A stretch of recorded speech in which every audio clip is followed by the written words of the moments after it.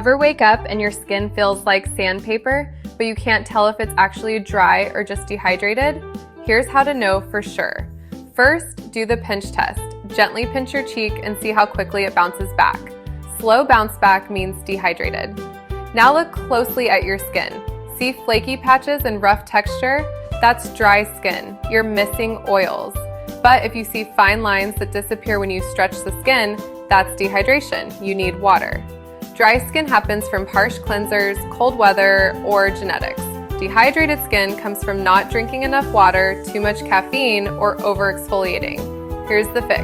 For dehydrated skin, use a hydrating serum with hyaluronic acid on damp skin, then seal it with moisturizer. For dry skin, you need a rich cream with ceramides and oils. Most people have both, so do the serum first, then the cream. If you found this helpful, smash that like button and subscribe for more skincare tips.